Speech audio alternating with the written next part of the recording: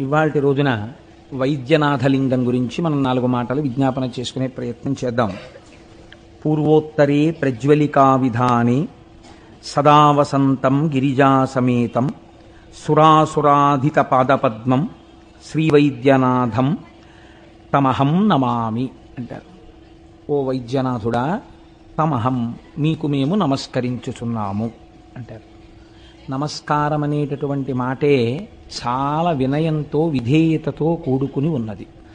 నేను మీకు ఒక విషయాన్ని చెప్తాను. ఈ విషయాన్ని మీరు బాగా దృష్టిలో పెట్టుకుని ఈ కోణంలో ఇవాళ నేను చెప్పబోయేటటువంటి జ్యోతిర్లింగం గురించి తెలుసుకునేటటువంటి ప్రయత్నం చేయండి. చదువుకోవడం వెనకాల ఉండేటటువంటి ప్రధాన ప్రయోజనం ఏమి, దేని కొరకు చదువుకోవాలి, అసలు అది ఏదైనా కానివ్వండి, లౌకికమైన విద్య దగ్గర నుంచి వేదం వరకు ఎందుకు చదువుకోవాలి, చదువుకోవడం వల్ల మొట్టమొదట ఉండవలసిన ప్రయోజనం ఏమి అంటే వినయం కదండి.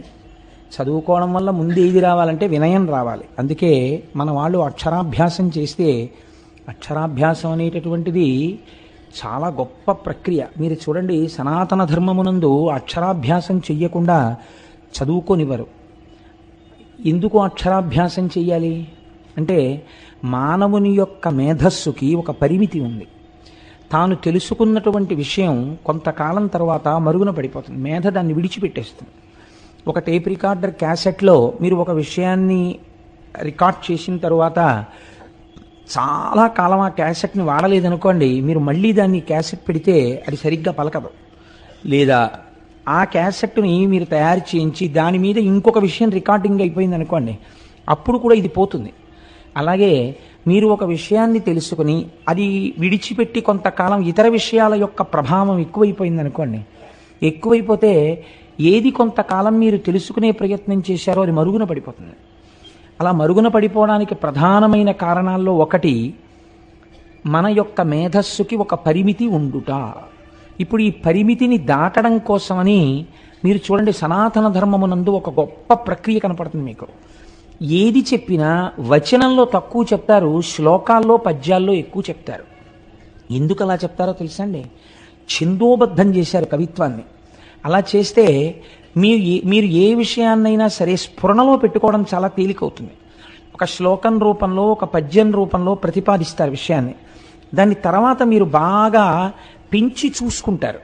విషయాన్ని ధారణలో పెట్టుకోవడం తేలికవుతుంది. అంతా వచనంలో ఉందనుకోండి, పేజీలు పేజీలు, అదంతా లోపలికి వెళ్ళడం చాలా కష్టం. ముఖ్యమైన పద్యాలు 4 పద్యాలు మీకు వచ్చాయనుకోండి, సమగ్రముగా విషయమంతా మీకు ధారణ యందు ఉంటుంది. దీని కొరకే సనాతన ధర్మమునందు విషయాన్ని శ్లోక రూపంలో, పద్య రూపంలో ప్రతిపాదించడం అనేటటువంటి ప్రక్రియ వచ్చింది. ఈ అక్షరముల చేత నిబద్ధం చెయ్యకపోతే జ్ఞానము వైపుకి అసలు ఆభిముఖ్యం ఉండదు, తను తెలుసుకునేటటువంటి అవకాశం ఉండదు. గురువుగారు చెప్తే అర్థమవుతుంటుంది వేరే, మళ్ళీ వెళ్ళి ఎప్పుడైనా ఒక విషయాన్ని చూద్దామంటే ఇంకా మీకు కుదరదు. కాబట్టి ఇప్పుడు సరస్వతి ప్రవాహము ఏ రూపంలో ఉంది? మీరు ఒక చంద్రశేఖర పరమాచార్య స్వామి వారి యొక్క అనుగ్రహ భాషణాన్ని చదువుకుంటున్నారనుకోండి, మీరు బాగా గుర్తుపెట్టుకోండి, అప్పుడు మీరు చదువుతున్నారని అనుకోకూడదు. చంద్రశేఖర పరమాచార్య స్వామి వారు మీ దగ్గర కూర్చుని చెప్తున్నారనుకోవాలి. అప్పుడు మీరు ఎలా చదవాలి? పరమాచార్య స్వామి మీ దగ్గర కూర్చుని మీతో మాట్లాడుతున్నారు, పరమాచార్యుల వారు మీ పక్కనే కూర్చుని మాట్లాడుతుంటే మీరు కాళ్ళకి బూట్లు వేసుకొని కూర్చోకూడదు కదా. కాబట్టి మీరు విప్పేయాలి. లేదా ఏ కారణం చేతనో, ఏ రైల్లోనో వెడుతోనో మీరు పరమాచార్య స్వామి వారి పుస్తకం చదువుతున్నారు, మానసికంగానైనా మీరు శౌచంతో ఉండాలి. అనగా స్నానం చేసి ఓ పంచె కట్టుకుని ఉత్తరీయం వేసుకుని చక్కగా సంప్రదాయంగా మీరు తిలకధారణ చేసి పరమాచార్య స్వామి చెప్తుంటే నేను వింటున్నానన్న భావనతో మీరు ఆ గ్రంథాన్ని పరిశీలనం చేయాలి. అప్పుడు మీకు తొందరగా ఆయన చెప్తున్న విషయం లోపలికి వెడుతుంది. దీనికి కారణం ఏమిటి? వినయం. అవతల వారి యందు మీకు కలిగినటువంటి వినయము మిమ్ము ఉద్ధరిస్తుంది. అయితే మీరు ఒక్కటి చూడండి, మనకున్నటువంటి పెద్ద ఇబ్బంది ఎక్కడంటే ఈ వినయం ఉండదు. ఏదో కారణాన్ని వెతుక్కుని వినయంగా ఉండడం చాలా కష్టం. తనకి లేనిది ఏదో ఒకటి ఉంటుంది, ఆ లేని చూసుకుని నేను ఎంతటి వాడిని అని వినయంగా ఉండే ప్రయత్నం చెయ్యడు. ఏదో ఒక చిన్న కారణాన్ని వెతుక్కుని నేను ఎంత గొప్పవాడిని అనుకోవడానికి అవకాశం తీసుకుంటాడు. నా అంత గొప్పవాడు ఎక్కడున్నాడు అంటాడు. ఇది అహంకారానికి దారితీస్తుంది. ప్రయత్నపూర్వకంగా మీరు వినయం వైపుకి నడవకపోతే తనంత తాను పట్టుకునే అహంకారం మిమ్మల్ని నాశనం చేస్తుంది. దీనికి ప్రథమ సోపానం ఎక్కడ? గురువుగారి దగ్గర తల వంచి నమస్కారం చేయడంలో ఉంది. అందుకనే మన వాళ్ళు ఏం చేశారంటే అక్షరాభ్యాసము అంటే సరస్వతీ కటాక్షమే. ఏది నశించనిదో, ఏది సత్యమో, ఏది బ్రహ్మమో దాని ముందు నువ్వు అసలు ముందు తల వంచడం నీకు చేత కావాలి, నీకు ఆ వినయం చేత కావాలి. కాబట్టి నీకు అలా వినయాన్ని ఇవ్వగలిగినటువంటి ఆ గురువు యొక్క సమక్షంలో కూర్చుని ఆయన దిద్దితే అక్షరాలు దిద్దు అని అక్షరాభ్యాసాన్ని కూడా అంత గొప్ప క్రతువుగా మన వాళ్ళు స్వీకరించారు. మన వాళ్ళు ఏది చేసినా దాని చిట్ట చివరి ప్రయోజనము పరబ్రహ్మమును చేరుటయే. పరబ్రహ్మమును చేరుట తప్ప అన్యమైనటువంటి ప్రయోజనం మనకి లేదు. నాకు స్ఫురణలో లేదు కానీ ఒక శ్లోకం ఉంది. ఆ శ్లోకంలో ఏమంటారో తెలుసా అండి? నిన్ను సంగీతం ఎవరు నేర్చుకోమన్నారని అడిగారు. నేను తెల్లబోయాను ఆ శ్లోకం చదివి. నీకు సంగీతం నేర్చుకోవాల్సిన అవసరం ఏంటి? నువ్వు వీణ తీసి పట్టుకుని ఆ వీణ తీగలు మీటుతుండగా వస్తున్నటువంటి ధ్వనుల యందు నీ మనస్సుని లయం చేయగలిగితే వీణ తీగల ధ్వని చేత నీవు ఈశ్వరునే చేరుతున్నావు నాదోపాసన చేత. మన వాళ్ళు వీణ పట్టుకుంటే ఈశ్వరుణ్ణి చేరడానికి మార్గంగా స్వీకరించారు తప్ప ఈ సనాతన ధర్మమునందు కేవల సుఖము కొరకు ఈశ్వరార్చన అన్నది హేయమైన విషయం. ఈశ్వరుడు అలా చెయ్యొద్దని చెప్పలేదు. ఆర్తి జిజ్ఞాసురర్థార్థి అన్నాడు ఆయన. కానీ అదే వ్యాపకం కాకూడదు, ఇంకెప్పుడూ కోరికలతో సతమతం అవడం కాకూడదు. ఇది వైద్యనాథలింగము అంటే. మనకి శివుడికి ఒక నామం ఉంది అభిషేకంలో, ప్రథమో దైవ్యోభిషక్ అంటాం. ఈశ్వర మీరు మొట్టమొదటి వైద్యులు ఈ లోకమునకు. వైద్యుడు సాధారణంగా ఏం చేస్తారంటే శరీరము నాది నాది అని చెప్పినటువంటి ఈ శరీరంలో మీకే తెలియకుండా ప్రవేశించినటువంటి రుగ్మతని తాను తొలగిస్తాడు. నేను నిన్నటి రోజున ఒక ఈఎన్టీ హాస్పిటల్లో కొత్త బిల్డింగ్లోకి షిఫ్ట్ అయింది. పావని క్లినిక్. డాక్టర్ జిఎస్ఎన్ మూర్తి గారు బహు ఉదారులు, ఈశ్వర స్వరూపులు. వారు ఆహ్వానిస్తే కాదనలేక నేను ఇక్కడ ప్రసంగం అయిన తర్వాత నేను వెళ్తే వారు నాకు ఒక ఆపరేటస్ చూపించారు. ఇందుకు కదా మిమ్మల్ని ఈశ్వర శబ్దంతో పిలిచింది శాస్త్రము అన్నాను నేను. ఆయన నాకు ఒక ఆపరేటస్ చూపించి అన్నారు, కోటేశ్వరరావు గారు సాధారణంగా 3 సంవత్సరముల వయస్సు దాటిపోతే పిల్లవాడికి మాటలు సరిగా పలకనప్పుడు వీడు మూగివాడిగా ఉన్నాడని, వీడు పిలిచినటువంటి పలుకుకి ప్రతిస్పందించట్లేదని పెద్దలు తెలుసుకుంటారు. కానీ 3 సంవత్సరముల వయస్సు దాటిపోయిన తరువాత ఇంకా వైద్య శాస్త్రానికి ఆ రుగ్మత లొంగదు. 3 సంవత్సరముల లోపల తెలుసుకోగలిగితే మాత్రం మూగివాడిగా పుట్టినవాణ్ణి, చెవిటివాడిగా పుట్టినవాణ్ణి కూడా మాట వచ్చేవాడిగా, వినకిడి శక్తి కలిగిన వాడిగా చెయ్యడానికి శాస్త్రమునందు ప్రత్యేకమైన పద్ధతి ఉందండి. ఈ మధ్య ఒక పిల్లవాడు నా దగ్గరికి వస్తే నేను టెస్ట్ చేసి ఈ పిల్లవాడికి మాటలు రావు, ఈ పిల్లవాడికి చెవుడు అని తెలుసుకున్నాను. అప్పుడు వాడు చెప్పలేడు, మాట్లాడలేడు. మాట్లాడలేని వాడి యందు మాటలేనితనం ఉందని తెలుసుకోవాలి. ఈ ఈశ్వర ప్రజ్ఞ తెలుసుకుని అథవా ఎంత తక్కువ ఖర్చు పెట్టించే ప్రయత్నం చేసినా 4 లక్షలైందండి. కానీ ఇప్పుడు ఆ పిల్లవాడు గడగడ మాట్లాడుతూ అన్నీ వింటుంటే వాడు నా దగ్గరికి వచ్చినప్పుడు నేను నేర్చుకున్న విద్య సార్థకత పొందిందని నా కన్నుల నీరొస్తుంది అన్నారు ఆయన. చూడండి, ప్రథమో దైవ్యోభిషక్ ఎంత గొప్ప మాట. అందుకంది శాస్త్రం ఆయన మొదటి వైద్యుడు. ఇది శరీరమునందు ఉన్నటువంటి రుగ్మతను తొలగించగలుగుట. రెండవది ఒకటి ఉంది, అది మనకి భవరోగం అని ఒక రోగం ఉంది. అంటే ఈ రోగం ఉందంటే అందరూ అంగీకరించడానికి ఇష్టపడకపోవచ్చు, మీరు ప్రాజ్ఞులు కనుక అంగీకరించవచ్చు. భవరోగం అంటే సంసారంలో పడి కొట్టుకుంటూ ఉండడం ఎప్పుడు. ఈ భవరోగానికి ప్రధాన కారణం అహంకారమే. ఈ భవరోగంలో పడి కొట్టుకునేటటువంటి వాణ్ణి పైకెత్తి తన పాదముల దగ్గరికి చేర్చుకుంటాడు. కాబట్టి కూడా ఆయన వైద్యనాథుడి. 2 కారణముల చేత వైద్యనాథలింగము అని దాన్ని పిలుస్తారు. వైద్యులకు నాథుడైన వాడు లేదా వైద్యనాథుడు, వైద్యుల యందు పెద్ద వైద్యుడు. ఈ కారణం చేత ఇప్పుడు మీరు ఈ జ్యోతిర్లింగం రావలసినటువంటి అవసరం ఏమిటో, ఏ నేపథ్యంలో ఇది వచ్చిందో మీరు తెలుసుకునేటటువంటి ప్రయత్నాన్ని చెయ్యండి. లంకానాయకుడైన రావణుడు కైలాసాచలాధీశ్వరున్ పంకేజాక్ష ముఖామరార్చిత పదాబ్జాతున్ శివున్ శంకరున్ బింకంబొప్ప భజింపనించి హిమభూభృద్వృక్ష షండోర్మియందు ఓంకారస్మరణంబు చేయుచు తపం ఉత్సాహి అయి సల్పుడున్. ఈ పద్యంలో అంటారు, ఒక్కొక్క పద్యంలో ఆవిష్కరించేస్తారండి విషయాన్నంతటిని. దాన్ని ఒడిసి పట్టడంలో జ్యోతిర్లింగం ఉంటుంది. జ్యోతి అంటే ప్రకాశం కదండి. అన్ని లింగాలు ఒక్క కారణానికి ఎందుకు వస్తాయి? ఆవిర్భావమునందు మీరు దాని వెనక రహస్యాన్ని పసిగట్టాలి. పసిగడితే ఆ జ్యోతి మీ యందు ప్రకాశించినట్లు అవుతుంది. లేనప్పుడు కేవలం దాన్ని మీరు కథ కింద విన్నారనుకోండి, దానివల్ల దోషం ఉందని కానీ తక్కువ ఫలితం వస్తుందని కానీ నేను అనను, కానీ అది మీ ఉపాసనా కార్యక్రమాన్ని పెంచుతుందని మాత్రం నేను అనలేను. కాబట్టి చూడండి, ఒకానొక సమయంలో లంకానాయకుడైన రావణుడు, లంకా పట్టణాన్ని పరిపాలించేటటువంటి రావణాసురుడు, ఏ రావణుడు అంటే సరిపోదా, లంకానాయకుడైన రావణుడు అన్న మాట ఎందుకనాలి? లంకానాయకుడైన రావణుడు అంటే లంకా పట్టణం ఎప్పుడూ కూడా దక్షిణ దిక్కునే ఉంటుంది కదండి. ఊరికి దక్షిణ దిక్కున ఏది ఉంటుంది? శ్మశానం ఉంటుంది. ఎప్పుడైనా మీరు చూడండి, బతికున్న కాలంలో ఏమీ తోచట్లేదు, అలా సినిమాకు పోదాం, అలా షికారుకు పోదాం, అలా వాళ్ళ ఇంటికి పోయి వాడిని బాడి చేసేద్దాం అని చెప్పి తిరిగేవాడే తప్ప, ఏం తోచట్లేదు కాసేపు అలా శ్మశానానికి పోయిద్దాం రండి అని ఎవడైనా అంటారేంటి? ఎవ్వరు అండవు, ఎవ్వరూ అనరలాగా. కానీ చిట్ట చివరి ప్రయాణం, ఈ జీవనయాత్రకు ముగింపు మాత్రం ఎక్కడికి వెళ్ళడంతో, అక్కడికి వెళ్ళడంతోనే పూర్తయిపోతుంది. కాబట్టి ఈ వచ్చిన శరీరములు, తిరుగాడుతున్న శరీరముల యొక్క ఆఖరి యాత్ర ఎక్కడికి వెడుతుంది? అక్కడికే వెడుతుంది. అంటే దక్షిణ దిక్కున ఏది ఉన్నది? శరీరములు కలిసిపోయేటటువంటి ప్రదేశం ఉన్నది. కాబట్టి శరీరమును చూసుకుని తాననుకున్నటువంటి వాడు ఎవడున్నాడో, ఏది నశించిపోతుందో, నశించిపోయేదానికి నాయకుడైన వాడు అనగా ఈ శరీరము నేను అనుకున్నవాడు. అంటే అన్యాపదేశంగా అజ్ఞానమునందున్నవాడు.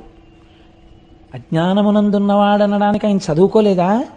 అద్భుతంగా చదువుకున్నాడు, వేదం చదువుకున్నాడు, సంధ్యావందనం చేస్తాడు, త్రికాల సంధ్యావందనం, లింగార్చన చేస్తాడు. చదువుకోకపోవడం ఏంటండి? ఆయన చదువుకోలేదు అని మీరు సర్టిఫికెట్ ఇస్తే ఎలా చెల్లుతుంది? నేను చెప్తున్నాను, ఆయన త్రికాల సంధ్యావందనం చేశాడు, వేదం చదువుకున్నాడు, ఘన జటా చెప్పాడు, లింగార్చన చేస్తాడు. మరి ఈ చదువు కాదా? ఒక స్థాయి ఎందు కాదు. ఎందుకు కాదు మీరు తెలుసుకుంటే మీ ఉపాసనని దిద్దుతుంది ఇప్పుడు ఈ జ్యోతిర్లింగం. కాబట్టి ఇప్పుడు లంకానాయకుడైన రావణుడికి ఏం బుద్ధి పుట్టింది అంటే అజ్ఞానంతో ఉన్నవాడు కదా. ఇప్పుడు అసలు ఈశ్వరుడి వైపుకి తిరిగితే ఆశ్చర్యంగా ఉంటుంది, కానీ ఆయన చేసేది ఈశ్వరోపాసన చేస్తూ ఉంటాడు. ఏం చేశాడు అంటే కైలాసాచలాధీశ్వరున్, కైలాసమునకు అధినేత అయినటువంటి శివుడు. కైలాసమన్న మాటని అమరకోశం వ్యాఖ్యానం చేసింది.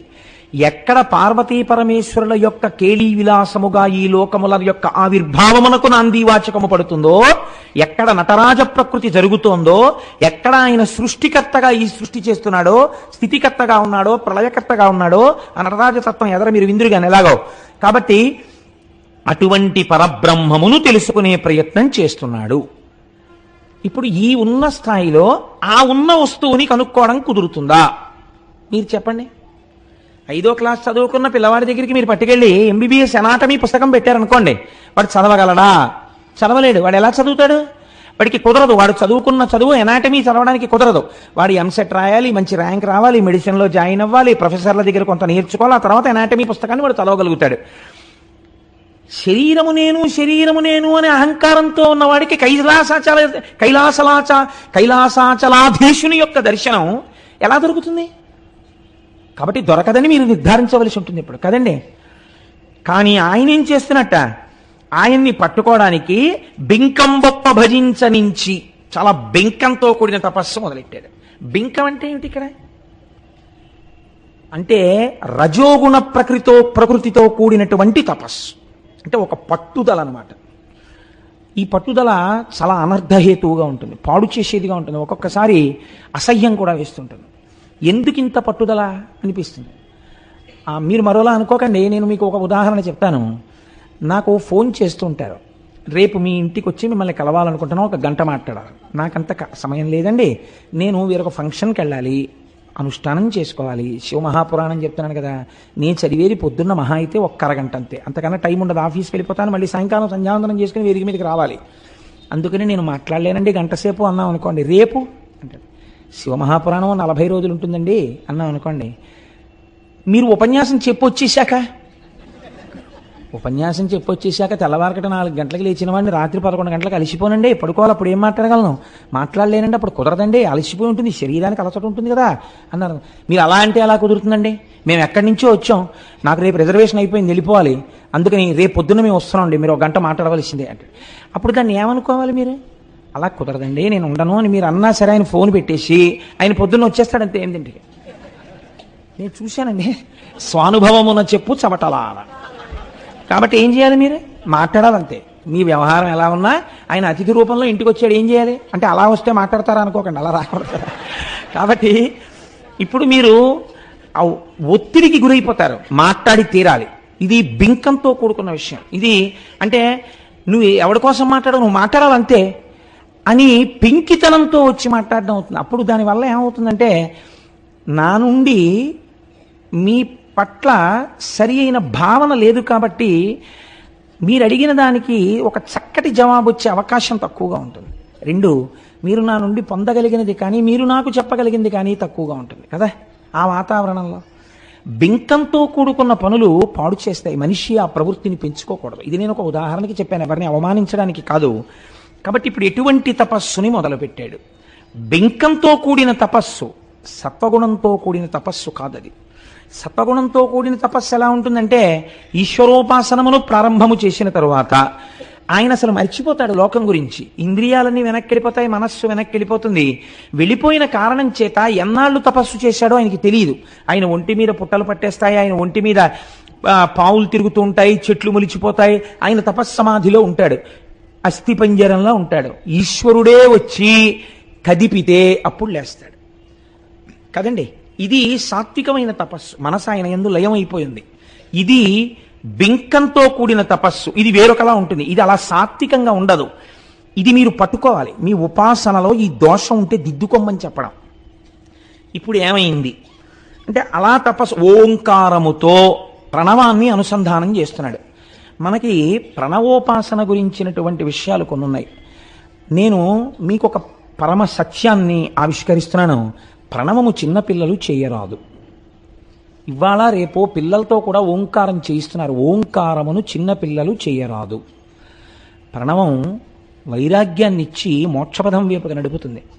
అందుకని దానికి తగినట్టుగా తెలుసుకోకుండా ప్రణవోపాసన ఎవరు పడితే వాళ్ళు చెయ్యడానికి అధికారము లేదు. ఇప్పుడు చేసే తపస్సులో బింకం ఉంది, రజోగుణం ఉంది. అనుసంధానం ప్రణవంతో జరుగుతోంది. ప్రణవంతో తపస్సు చేస్తున్నాడు ఓంకారంతో. ఏమైంది?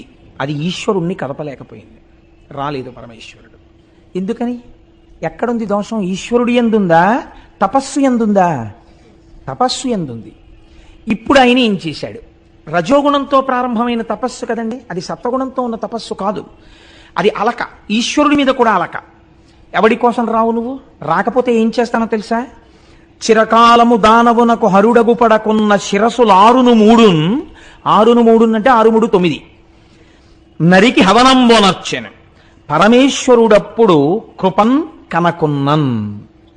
9 తలలు తెంపడానికి 10వ తల ఆధారమైంది. 10వ తల ఉంటే కదండి 9 తెగుతున్నాయని చెప్పడానికి. 9 తెంపేస్తున్నాను అని చెప్పడానికి బుద్ధిస్థానమైన తలకాయ ఒకటి ఉండాలి. అందులో ఒకటి ఉంచుకున్నాడు. ఈశ్వరుడు కనపడలేదని అక్కస్ వచ్చింది. ఇప్పుడు అదేమిటండి, ఈశ్వరుడి మీద అక్కసేమిటి కనపడకపోతే? అందుకని 9 తలకాయలు కోసేసుకున్నాడు. కోసేసుకుని ఏం చేశాడు? అగ్నిహోత్రమునందు విరేల్చాడు. అయితే ఆ కోటేశ్వరారు మీరు అలా ఎందుకు మాట్లాడుతున్నారు? అది భక్తి యందు వ్యగ్రతగా మీరు ఎందుకు చెప్పలేకపోతున్నారు ఈ విషయాన్ని అని మీరు నన్ను అడగచ్చు. ఇక్కడ నేను మీకు ఒక విషయాన్ని ఆవిష్కరించకపోతే నేను ఈ జ్యోతిర్లింగం గురించి మీకు నేను సరిగ్గా చెప్పిన వాడను కానివాడిని అవుతాను. ఈయన చదువుకోకపోతే ఈయనకి తపస్సు చేత ఈశ్వరుణ్ణి ప్రత్యక్షము చేసుకోవచ్చునన్న విషయం ఎలా తెలిసిందండి? అంటే చదువుకున్నాడు. భగవంతుడన్నవాడొకడున్నాడు, వాడి అనుగ్రహము చేత సాధింపరానిది లేదన్న విషయం ఆయనకి ఎరుకలో ఉంది. కాబట్టి ఇప్పుడు ఆయన దేని కొరకు తపస్సు మొదలుపెట్టాడు? ఆయన అడిగే వరకు మీకు తెలియదు, నాకు తెలియదు. తెలిసినట్టు ఉండకండి, తెలియదనే అనుకోండి. మీకు నాకు తెలియదు ఇంకా ఏం అడుగుతాడో. కానీ ఆయన చదువుకున్నవాడు, వేదం తెలుసు. వేదం ఏం చెప్తోంది? బ్రహ్మచారి, గృహస్థు వీళ్ళిద్దరినీ అగ్నికార్యం చెయ్యమని చెప్పింది, సంధ్యావందనం చేయమని చెప్పింది. వీళ్ళిద్దరూ ఎందుకు సంధ్యావందనం చెయ్యాలి అంటే బాహ్యమునందు అన్నారు, ఏదో మందేహులు అన్న రాక్షసులు ఉంటారు, వాళ్ళు సూర్యోదయం కాకుండా అడ్డుపడుతుంటారు, నువ్వు అర్ఘ్యం ఇవ్వాలి, అర్ఘ్యం ఇస్తే ఈ అర్ఘ్యం ఇచ్చినటువంటి జలముల యొక్క పవిత్రత చేత వాళ్ళు పక్కకి తొలగుతారు, సూర్యోదయం జరుగుతుంది అన్నారు. ఆంతరమునందు దాని రహస్యం ఏమిటి? ఎప్పటికప్పుడు ప్రతి పావు గంటకి ప్రతి అరగంటకి నీలోకి రాక్షస ప్రవేశం జరిగిపోతుంటుంది. నువ్వు బయట ఉన్నటువంటి వాళ్ళ నడువడి చేత నువ్వు ప్రతిస్పందన పొందుతుంటావు, నీలోకి కామము క్రోధము వచ్చేస్తుంటాయి. వీటిని తుడుస్తూ ఉండాలి, చిత్తశుద్ధి ఏర్పడుతుండాలి భగవంతుడు ఉండడానికి. ఈ చిత్తశుద్ధిని ఏర్పరచుకోవడానికి నువ్వు ప్రశాంతంగా కూర్చుని, అందుకే పూర్వం ఆలయాలు కడితే సంధ్యావందన మంటపాలు ఉండేవి. సాయంకాలం గుళ్ళోకి వెళ్ళారనుకోండి మీరు, అది చాలా పెద్ద గుడి అనుకోండి, ముందు ఏం చేసేవారంటే కోనేట్లో స్నానం చేసి అక్కడికి వచ్చి కూర్చుని సంధ్యావందనం చేసుకుని ముందు తర్వాత దేవాలయంలోకి వెళ్ళేవారు. సంధ్యావందనం వదిలిపెట్టడానికి వీల్లేదు కాబట్టి ఇప్పుడు సంధ్యావందనం ఎందుకు? అర్ఘ్యజలాన్ని విడిచిపెట్టి గాయత్రిని ఉపాసన చేసి ప్రచోదయాత్ ప్రచోదయాత్ ప్రచోదయాత్ అని అడుగుతూ నిశ్చయాత్మకమైన బుద్ధి చేత చిత్తశుద్ధిని ఏర్పరచుకుని చిత్తమునందు ఈశ్వరుడు కూర్చోడానికి తగినటువంటి శుభ్రతతో కూడినటువంటి స్థానమును మీరు సిద్ధం చేయడానికి ఈ ఉపాసనా క్రతు అన్నది ఏర్పడింది. 48 సంస్కారములతో పూర్తి కావాలి కాబట్టి జీవితం ప్రతిరోజు అథవా దర్భనైనా అగ్నిహోత్రమునందు వేల్చాలని చెప్పింది. రోజు అగ్నికార్యం చేసి దర్భని వేస్తాడు. చిట్ట చివర ఏది దర్భగా అయిపోతుంది అంటే ఆయనని తెలుసుకోవడం కోసమని బ్రహ్మచర్యమునందు గృహస్థాశ్రమమునందుండి ప్రతి క్షణం పరమేశ్వర దర్శనానికి యోగ్యంగా ఈ శరీరాన్ని తయారు చేసుకుంటూ చిట్ట చివర దీని చేత ఈశ్వర దర్శనమును పొంది అలా పొందడానికి దీన్ని ఋతుమంతంగా మార్చుకుని, అందుకని సత్యం తత్తేన పరిశించామి ఋతం త్వా సత్యేన పరిశించామి అంటాడు భోజనం చేసేటప్పుడు. పరిశేచనంలో పరిశేచనం చేసి భోజనం వదిలిపెట్టేశాడు అనుకోండి, మహాదోషం. అందుకే అలా లేవకండి విస్తర దగ్గర నుంచి అవపోసన పట్టి లేచిపోతున్నారు ఏంటంటారు. అంటే ఏమిటి దాని అర్థం? అంటే మీరు ఈ శరీరంతో దేని కొరకు వచ్చారో ఆ ఉపాసన చేసి ఈశ్వరుణ్ణి తెలుసుకోవాలి. అంతేగాని పరిశేచనం చేసి భోజనం వదిలేసినట్టు ఇందులోకి వచ్చి కామక్రోధాలతో తిరగడానికి ఇది కాదు కదా. దీంతో ఈశ్వరుణ్ణి తెలుసుకోవడానికి శరీరం అద్యంకులకి ఇది ధర్మసాధనం. కానీ ధర్మసాధనమైన శరీరాన్ని కామక్రోధాదుల కొరకు ఉపయోగించి ఆ అక్క చెల్లెళ్ళకి నివాసం చేసి నువ్వు ఈశ్వరుణ్ణి తెలుసుకోవడంలో భంగపాటుకు గురైపోతున్నావు. అప్పుడు ఏమైంది? ఇంకొకడు తీసుకెళ్లి కాలుస్తున్నాడు ఈ శరీరాన్ని. కాదు, దాని రహస్యం అది కాదు అసలు. చిట్ట చివర ప్రతిరోజు నువ్వు ఒక దర్భని అగ్నిహోత్రంలో ఎలా వ్రేల్చావో అలా ఆఖరణ ఈశ్వరుణ్ణి తెలుసుకున్న ఈ శరీరము కూడా, అందుకే నీతిని కుమ్మరించేవారు, ఈ శరీరాన్ని కూడా అగ్నిహోత్రమనందు ఒక దర్భగా వేసేసేవారు. అంటే ఇది కూడా తెలుసుకున్నది. ఏ అగ్నిహోత్రం చేశాడో ఆ అగ్నిహోత్రము చేత చిత్తశుద్ధితో ఈశ్వరుణ్ణి తెలుసుకుని కపాల మోక్షాన్ని పొంది ఆయన ఈశ్వరుణ్ణి చేరిపోయాడు. ఆయన జీవితాన్ని అగ్నిహోత్రంలో దర్భలా వాడినట్టు ఈ శరీరము కూడా అగ్నిహోత్రములో దర్భగా పడిపోతోందని పడేస్తారు. ఇలా నువ్వు వెళ్ళు మర్యాదతో అని శాస్త్రం చెప్పింది. కానీ చిత్రం ఏం జరుగుతోంది? మనం అలా అగ్నిహోత్రంలో శరీరం పడేటట్టుగా ప్రవర్తించడం మానేసి రజోగుణ ప్రకోపంతో తమోగుణ ప్రకోపంతో ఈశ్వరుడు నాకెందుకు లొంగడని తలలు కోస్తున్నాడు. ఇప్పుడు సాత్వికారాధనమా రజోగుణ భూయిష్టమైన ఆరాధనమా? ఇప్పుడు చెప్పండి నాకు. అది కాదు. కాదు కాబట్టి ఏది లేదు దాని యందు వినయము లేదు. వినయమే ఉందనుకోండి, ఈశ్వరుడా నాకు లొంగవలసిన వాడు, నేనా ఈశ్వరుడికి లొంగవలసిన వాడిని? ఇదే మీరు పక్కన రాముడిని చూడండి. రాముడు ఎప్పుడూ తపస్సు చేసినట్టు రామాయణంలో లేదు. ఇలా ఆయన ఎక్కడా తపస్సులు చేయలేదు. కానీ ఆయన అంటాడు, అసంకల్పితమే వేద యదకస్మాత్ ప్రవర్తతే నివర్త్యారంభమారబ్ధం అనుదైవస్య కర్మతత్ అన్నాడు. నిన్న రాత్రి రాజ్యం ఇస్తానని ఇవాళ ఇవ్వకపోతే ఇది ఈశ్వర అనుగ్రహం రా. ఇది కూడా ఈశ్వరుడు నువ్వు ఎదిరించలేవు. ఈశ్వరుడు చెప్పినట్టుగా అరణ్యవాసానికి వెళ్ళిపోవడమే. అంతేకాని నిన్న ఇస్తానన్న తండ్రి ఇవాళ ఎందుకు ఇవ్వనన్నాడు? ఈశ్వర దర్శనం ఆయనకి జరిగిపోతోంది వినయంతో. అరణ్యవాసానికి పొమ్మంటే భగవంతుడి తిట్టలా, భగవంతుడు చెప్పిన దాన్ని మనం పాటించడమే వెళ్ళిపోయాడు. సాత్వికారాధన ఉంది. అందుకే ఆయన నిరంతరము రక్షింపబడ్డాడు భగవంతుడి చేత. నీకు రాముడి జీవితం ఆదర్శంగానే రావణుడి జీవితం ఆదర్శం కాదు. అందుకే రావణుడు జ్యోతిర్లింగాన్ని తెచ్చాడు, రాముడు జ్యోతిర్లింగాన్ని తెచ్చాడు. స్థాయి దేంది ఎక్కువ చెప్తారు మీరు? రామేశ్వరం లింగందే చెప్తారు మీరు కదండి. కాబట్టి ఇప్పుడు ఏమైంది? ఈయన తలలు కొయ్యడం మొదలుపెట్టాడు. అప్పటికి 9 తలలు కోసేశాడు. ఇప్పుడు కోస్తున్న కొద్దీ భక్తి ఎక్కువైందా, అక్కస ఎక్కువైందా? అక్కసే ఎక్కువైంది. ఎందుకు ఎక్కువైంది? వినయము లేదు. వినయము లేని చదువు దేశమును నాశనం చేస్తుంది. మనం చదువు కొంటున్నామేమో కానీ ఇవాళ చదువు కొనట్లేదు. అసలు విద్యార్థులకు వినయమును బోధించినటువంటి విద్యాలయములు ఈనాడు లేవు. ఏమైనా ఉంటే ఫీజు కట్టనందుకు పిల్లవాణ్ణి అంతమంది పిల్లలు చూస్తుండగా గేటు బయట నిలబెట్టినటువంటి పాపభూయిష్టమైనటువంటి స్కూళ్ళు ఉన్నాయేమో తప్ప అసలు నిజంగా పిల్లలకి ముందు వినయం నేర్పాలని వినయం నేర్పేటటువంటి పాఠశాలలు ఎన్నున్నాయి? వినయము లేనటువంటి సంధ్యావందనం ఎలా ఉంటుందో, వినయం లేనటువంటి అగ్నికార్యం ఎలా ఉంటుందో అలా ఉంది వాడు చేసిన తపస్సు. హెచ్చరిక ఎక్కడిదో తెలుసా అండి? మీరు సంధ్యావందనానికి కూర్చున్నప్పుడు కనీసంలో కనీసం మిగిలిన పూజ మాట ఎలా ఉన్నా సంధ్యావందనమేమేం చెయ్యమండి అన్నారనుకోండి, అంతటి మహాత్ముల గురించి నేను మాట్లాడటలేదు. నేను మాట్లాడేది సంధ్యావందనం కనీసం చేసేవాళ్ళ గురించి. సంధ్యావందనం చేస్తున్నానన్న వాడికి కొన్ని లక్షణాలు ఉండాలి. వాడు స్థిరంగా కూర్చోవాలి. చేసే 10 నిమిషాలో 11 నిమిషాలో ప్రశాంత చిత్తుడై కూర్చోవాలి సంధ్యావందనానికి. అంతేకాని నీళ్లు ఎగరేయడం, అర్ఘ్యం పేరు చెప్పి ఉద్ధరిణితో ఇలా అంటూ ఉండడం, పిచ్చి పిచ్చి పనులు ఏంటి? అదే అర్ఘ్యం ఇవ్వడం. అర్ఘ్యం ఇవ్వడానికి ఒక మర్యాద ఉంది. నువ్వు అనుభవించి అర్ఘ్యం ఇయ్యి జాగ్రత్తగాను. నువ్వు ఎటువంటి దేవతలకు అర్ఘ్యం ఇస్తున్నావు, ఎటువంటి వారిని లోపలికి తీసుకుంటున్నావు, దాన్ని నువ్వు మనస్సులో బాగా నాటుకుని చెయ్యాలి. చేసి ఆ చేసిన, అందుకే గాయత్రి లెక్క పెట్టవద్దు అని చెప్పింది శాస్త్రం. కణుపుల మీద కానీ వేళ్ల చేత కానీ మాల చేత కానీ గాయత్రి లెక్క పెట్టవద్దు. ఎందుకని? నీకు లెక్కెందుకు? నీ బుద్ధికి ప్రచోదనం కావాలి.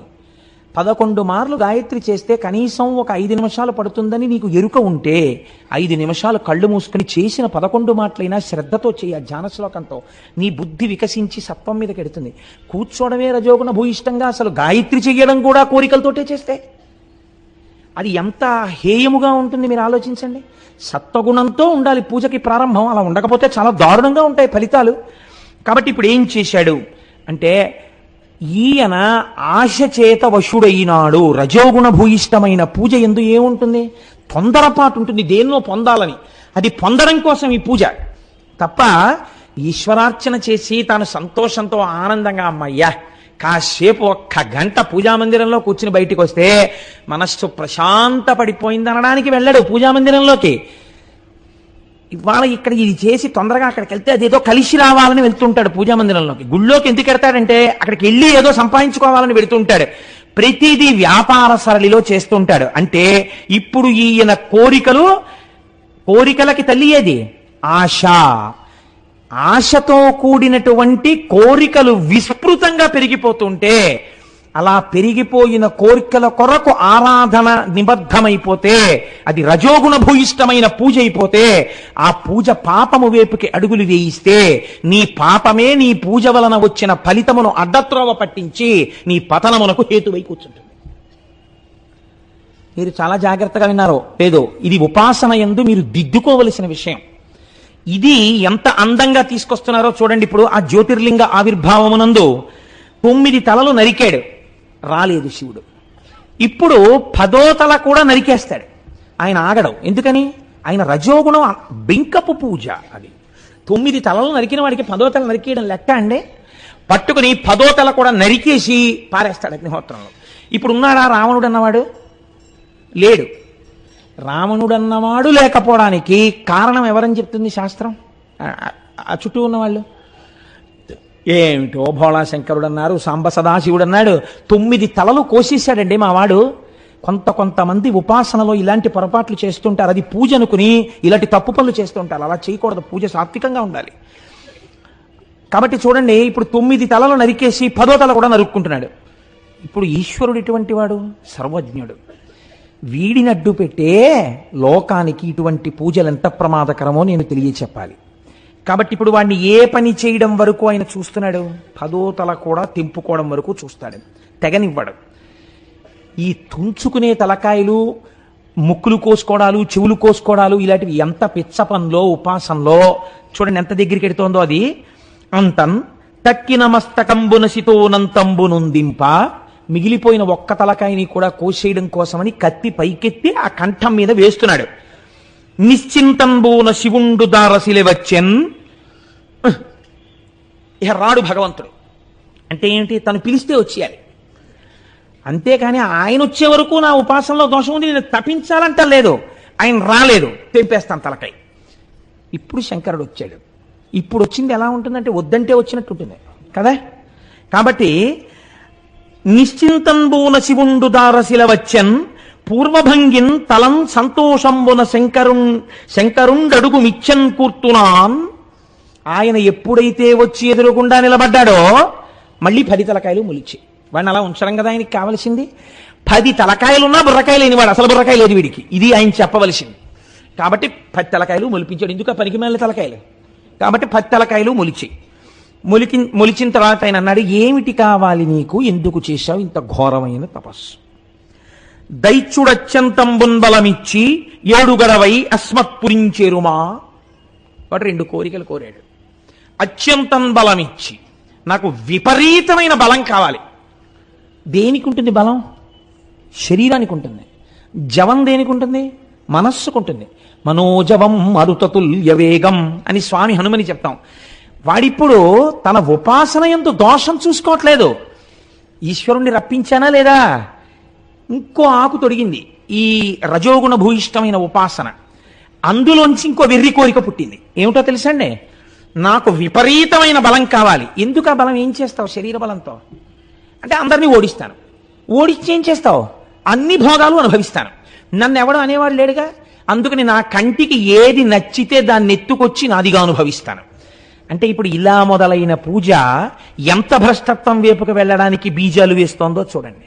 కాబట్టి ఉపాసన అన్నది ఎంత సాత్వికంగా ఉండాలో మీరు ఆలోచించండి. కాబట్టి ఇప్పుడు ఏం చేశాడు? నాకు విపరీతమైనటువంటి బలం కావాలి. పోను ఊరుకున్నాడా? అడగమన్నావుగా, ఇక్కడేం చేస్తావు? నువ్వు 10 లంకలోకి రా అన్నాడు. వచ్చి శంకరుణ్ణి లంకలో కూర్చోమన్నాడు. అక్కడ కూర్చుంటే అస్తమానం వచ్చి ఇలా తపస్సు చేస్తానేంటి? అక్కడ కూర్చుంటే అక్కడే పూజ చేస్తుంటాను నేను. నాకేమైనా కావాలనిపించింది అనుకో, మళ్ళీ నిన్ను అడుగుతూ ఉంటాను. ఇద్దుగాని ఇది వాడి ఉద్దేశం.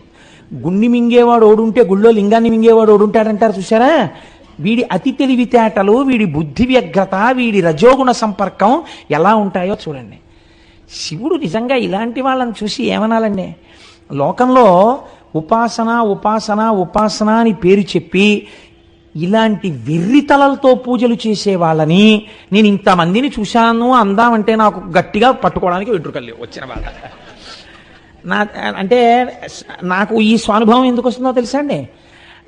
అస్తమానం ఎవరోళ్ళు వస్తుండడం, వాళ్ళ ఆరాధనా విధానాల గురించి, వాళ్ళ కోరికల గురించి, వాళ్ళ వ్యగ్రతతో కూడిన పూజల గురించి చెప్తుంటే నారాయణ వీళ్ళకి అసలు ఇలాంటి ఆలోచనలు ఎందుకు వస్తాయి రా అనిపిస్తుంటుంది. అంత విచిత్రంగా ఉంటుంది లోకంలో. అసలు ఈ ఉపాసన అన్నది ఇందుకొరకా వచ్చింది, ఇలా చెయ్యొచ్చా అన్న ఆలోచన కూడా ఉండదు చాలా మందికి. సరే, అవన్నీ సభాముఖంగా నేను చెప్తే వీడికి ఇదే పనిలో ఉంది, వీడికి విన్నవన్నీ ఇలా చెప్తుంటే అలా సభలో అనుకుంటారు. అందుకని అక్కడికి వదిలేయండి. కాబట్టి ఇప్పుడు నువ్వు లంకాపట్టణానికి వచ్చేయి అన్నాడు. అంటే ఆయన అన్నాడు, ఇదేమిటి రోయ్, ఏదో ఒంటికి బలం ఇమ్మన్నాడు, బాగానే ఉంది, ఏదో ఇచ్చేస్తాను. నన్నే వచ్చేయమంటున్నాడు లంకాపట్టణానికి. అసలు కడుపు మంటతో ఉన్నాడు ఆయన. ఈ దిక్కుమాలిన ఉపాసన నువ్వునని. నువ్వు లంకకు వచ్చేనా వెనకాలన్నాడు. ఎంత తేలిగ్గా ఉన్నాడో చూడండి వాడికి భగవంతుడు. రజోగుణం కదండి. ఇప్పుడు ఆయన ఉద్దేశం ఏంటి? నువ్వే అన్నావుగా చాలా గొప్ప తపస్సు చేశానని, నేను చెప్పిన మాట విను, రా మా ఇంటికి అంటే ఆయన అన్నాడు, లింగం మందేను వసియంతు, నేను లింగమునందు ఉంటాను రా అబ్బాయి, నేనే రావక్కర్లేదు, శివలింగమునందు నేనే ఉన్నాను. కాబట్టి లీల మెరయన్, నేను అందులోనే ఉంటాను. తెలివితో చేర్పు పురికని, నువ్వు దీన్ని నీ పట్టణానికి తీసుకెళ్ళు, కానీ తెలివి ఉండాలన్నాడు. ఒంటికి బలం ఉంది కానీ మనస్సుకి తెలివేది వాడికి. అదే ఉంటే సత్వగుణంతో ఉంటాడుగా. శివలింగాన్ని శివుణ్ణి తీసుకెళ్ళలేకపోయిన వాడిని ఆయనే ఇదైనప్పుడు ఇది మాత్రం ఎలా వస్తుంది లంకకి? నేను తీసుకెళ్ళగలగని వాడినా? ఆయన రావాలా, నేను తీసుకెళ్లాలా? ఈ బుర్రవాడికి ఉంటే అయితే పట్టుకుపోతానని శివలింగాన్ని పెట్టులో పెట్టని ఎందుకు పెట్టిపోతాడు? కాబట్టి తెలివితో నీ పురి చేర్చుకో దీన్ని. దేవుడు అడిగి ఆయన అంతర్ధానం అయిపోయాడు. ఇంకా ఉంటే ఏమంటాడు వీడని. అంతా లింగంబు చేకొని అసుర విభుడు వచ్చుచున్ తెరువు దైవ వశము చేసి ఆ శివలింగాన్ని పట్టుకుని వెళ్ళిపోతున్నాడు లంకకి. అంటే ఉత్తరక్షణం ఒంటికి బలం వచ్చింది, ప్రవృత్తిలో ఏమైనా మార్పు వచ్చిందా? ఏమీ లేదు. మీరు గమనిస్తున్నారు కదా. ఇవి మీ ఉపాసనలో దిద్దుకోవలసిన లక్షణాలండి. ఇవి సాత్వికమైన భక్తి, రజోగుణ భూయిష్టమైన భక్తి, ఈ రెండిటికి ఎంత తేడా ఉంటుందో చూడండి. సాత్వికమైన భక్తి ఎలా ఉంటుందో మీకు భీష్మేకాదశి కనుక నేను ఇవాళ జ్ఞాపకానికి వచ్చింది. నాకు నేను ఒక ఉదాహరణ చెప్తాను. భీష్మాచార్యుల వారి దగ్గరికి వచ్చి ఒక మాట చెప్పారు, మీరు అందరూ విన్నదే, కానీ భీష్మేకాదశి నాడు చెప్పుకుంటే ధన్యులం అవుతాం. ఈ మాట భీష్ముడి దగ్గరికి వచ్చి, కృష్ణ భగవానుడు అర్జునుడికి సారథ్యం వహిస్తాట, కానీ అస్త్రము ఈ చేతితో ఏ ఆయుధమును పట్టాడు అన్నారు. భీష్ముడు అన్నాడు, ఆయనది సాత్విక భక్తి. భగవంతుడు అంటే ఎవరో, భగవంతుడు దేనికి లొంగుతాడో ఆయనకి తెలుసు. కాబట్టి ఆయన అన్నాడు, ఆయన ప్రతిజ్ఞ అలా చేశాడు కదా, నేను ప్రతిజ్ఞ చేస్తున్నాను. ఏమిటో తెలుసా? కృష్ణుడితో ఆయుధం పట్టిస్తానన్నాడు. కృష్ణుడు ఎవరో భీష్ముడికి తెలియదా? తెలుసు భీష్ముడికి కృష్ణుడు భగవానుడని. భగవానుడు గెలుస్తాడా, భక్తుడు గెలుస్తాడా? భక్తుడు గెలుస్తాడు. ఎలా గెలుస్తాడని రావణాసురుడి భక్తితో చెప్పలా. మహానుభావుడు అన్నాడు, ఎలాగ భగవంతుణ్ణి గెలవచ్చో ఒక మార్గం చూపించాడు భీష్ముడు. అందుకని భీష్మస్తుతి చిరస్థాయి అయిపోయింది లోకంలో. అర్జునుడు లోపల కూర్చున్నాడు, రథంలో బాణాలు వేస్తున్నాడు, కృష్ణుడు సారథ్యం వహిస్తున్నాడు. భీష్మాచార్యుల వారికి స్వచ్ఛంద మరణం వరం ఉంది. ఎవరడ్డగలరా ఆయన్ని? పుంఖానుపుంఖలంగా బాణవృష్టి కురిపించాడు. వెళ్ళి ఆ బాణాలన్నీ ఒంటి నిండా గుచ్చుకుపోయి పూచినటువంటి మోదుగు చెట్టులా నెత్తురు ధారల కింద కారిపోతోంది అర్జునుడికి. గట్టిగా ఒక్క బాణము వేయడు, భీష్ముడిని నిగ్రహించలేకపోతున్నాడు. ఏమిటి అల్లరని వెనక్కి చూశాడు కృష్ణ పరమాత్మ. ఒంటికి ఖాళీ లేకుండా బాణాలు కొట్టేసి నెత్తురు వరదలై కారిపోతోంది.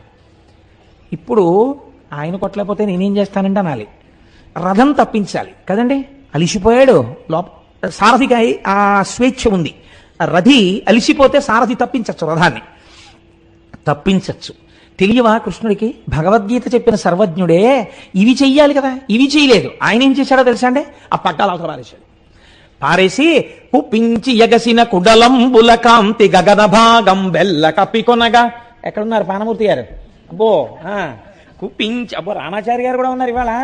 కుప్పించి ఎగసిన కుండలంబుల కాంతి గగన భాగం బెల్ల కప్పికొనగా ఉరికిన నోర్వక నుదరంబులోనున్న జగముల వేగున జగతి కదుల చక్రంబు చేబట్టి పైదించుర వేగమున పైనున్న పచ్చని పటముజార నమ్మితి నాలావు నగుబాటు చేయకు మన్నింపుమని క్రీడి మరల దిగువ కరికి లంఘించు సింహంబు కరణి మెరసి నేడు భీష్ముని చంపుదు నిన్ను కాతు విడువు మర్జున యటంచు మద్వి శిఖవృష్టి తెరలి చనుదెంచు దేవుండు దిక్కునాకు అని చెప్పాడు.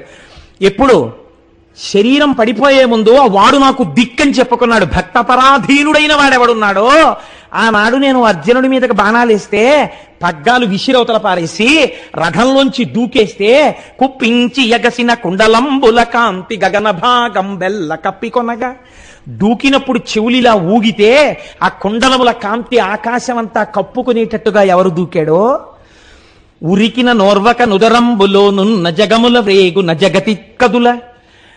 ఆయన దూకినప్పుడు ధన్ మన దూకేటప్పటికి ఆ పొట్టలో ఉండేటటువంటి లోకాలన్నీ ఇలా కదిలిపోయేట, ఆ కడుపులో ఉన్న లోకాలు కదిలిపోయేటట్టుగా దూకినటువంటి వాడెవరున్నాడో గబగబ చక్రంబు చేపట్టి చనుదెంచురయము నపైనున్న పచ్చని పటముజార. చక్రం చేత్తో పట్టేసుకుని ఎవరు? నేను పట్టణ ఆయుధం అన్నవాడు పట్టేశాడు. చక్రంబు చేబట్టి చనుదించురయము నపైనున్న పచ్చని పటముజార. ఉత్తరీయం మర్యాదకి చిహ్నం. ఉత్తరీయం జారిపోయింది. చక్రం పట్టేసుకున్నాడు. పట్టుకున్నవాడు పోని ఊరుకున్నాడా? నమ్మి తినాలా ఉనగుబాటు చేయకు మన్నింపుమని క్రీడి మరల దిగువ. అర్జునుడు ధనస్సు పారేసి పరిగెత్తుకొచ్చాడు. బావా భీష్ముడు బాణాలేస్తే అర్జునుడు నిగ్రహించలేకపోతే ప్రతిజ్ఞ చెప్పి తప్పి కృష్ణుడు చక్రం పట్టుకుని వెళ్ళి చంపేశాడు భీష్మాచార్యుల వారిని అని రేపు లోకం చెప్పుకుంటుంది. బావా నా పరువు పోతుంది, ఊరుకో అంటున్నాడు. అంటుంటే నీ జోలికి వస్తాడా, నీ మీది నీ బాణాలేస్తాడా, ఏం చేస్తానో చూడు భీష్ముడిని. తెలియదు భీష్ముడు మహాజ్ఞానని అని కరికి లంఘించు సింహంబు కరణి మెరసి నేడు భీష్ముని చంపుతు నిన్ను కాతు విడువు మర్జున యటంచు మద్వి శిఖవృష్టి తెరలి చనుదెంచు దేవుండు దిక్కునాకు. ఆనాడు తన భక్తుడైన అర్జునుణ్ణి రక్షించుకోవడానికి చేసిన ప్రతిజ్ఞ మరిచిపోయి చేతిలో చక్రం పట్టుకుని భీష్ముణ్ణి చంపేస్తాను, అది కూడా ఏనుగు యొక్క కుంభస్థలం మీదకి దూకి చంపిన సింహంలా చంపేస్తానని పరిగెత్తుకొచ్చేసి తన ప్రతిజ్ఞ మర్చిపోతే నేను ఆనాడు ధనస్సు పక్కన పెట్టి భక్తపరాధీనా అని నమస్కరించానే, ఆ కృష్ణుడు నాకు రక్ష అని చెప్పుకున్నాడు. వాడు నాకు దిక్కు అన్నాడు భీష్మాచార్యుల వారు. కాబట్టి అది సాత్విక భక్తి. అది భగవంతుని యొక్క కోపం ఎప్పుడు వస్తుందో కూడా చెప్పగలిగిన భక్తి. తన భక్తులకి హాని జరిగితే తట్టుకోలేని వాడు ఈశ్వరుడిని ఆవిష్కరించిన భక్తి. అందుకే భీష్ముడికి తర్పణలు ఇస్తున్నాం, భీష్ముడి పేరు చెప్పుకుని పొంగిపోతున్నాం. భగవంతుడే ఎదురుగుండా నిలబడి వెళ్ళిపోతున్న వాడి చేత సహస్రం చెప్పించుకుని లోకానికి అందించినటువంటి ఖ్యాతి బహుశः భీష్ముడికి ఒక్కడికే దక్కింది లోకంలో. కాబట్టి ఇప్పుడు చూడండి, భీష్మ భక్తికి రావణ భక్తికి ఎంత తేడా ఉందోను. ఇప్పుడు ఈ శివలింగాన్ని పట్టుకుని బయలుదేరాడు. కానీ బయలుదేరితే తీసుకెళ్ళగలడా? శివుణ్ణి తీసుకెళ్ళలేనివాడు ఇది నేనే అన్నప్పుడు శివలింగాన్ని తీసుకెళ్ళగలడా? కాబట్టి దైవవశము చేసి, అంటే వీడికి పాఠం చెప్పాలని పరమాత్మ అనుకున్నాడు. ఇప్పుడు ప్రత్యక్షమై అనుగ్రహించినట్ట, ప్రత్యక్షమై ఉపాసనా దోషము వలన వాడే పాడైపోతున్నట్ట. మీరు చెప్పండి. అడిగిన 2 కోరికలు ఏమిటి? ఒకటి, నాకు బలం కావాలి. 2, నువ్వు వచ్చేయాలి. మొదటిది అలా పెట్టండి. ఇంకా ఒంటికి కొవ్వెక్కి బలం ఉంది, వచ్చేసింది బలం. ఇప్పుడు శివలింగాన్ని పట్టుకుని బయలుదేరాడు. రెండోది నెరవేరుతోందా? మీరు చూడండి. శరీరానికి ఎంత బలవంతుడవనివ్వండి, ఈశ్వర నిర్ణయం ఒకటి ఉంది కదా. పిండాండ బ్రహ్మాండానుసంధానము అని ఒకటి ఉంది. ఈ శరీరానికి ఆకలేస్తుంది. నేను చాలా బలవంతుండండి, నేను అన్నం తిందంటే నీరసపడిపోతుంది, శోషించిపోతుంది. కాబట్టి తినాలి కదా. బ్రహ్మాండంలో ఉన్న యాపిల్ పండు తీసుకెళ్ళి ఇందులో పారేయాలి కదా పిండాండంలో. మళ్ళీ పిండాండంలో మిగిలిపోయిన శేషాన్ని ఎవరు పుచ్చుకుంటారు?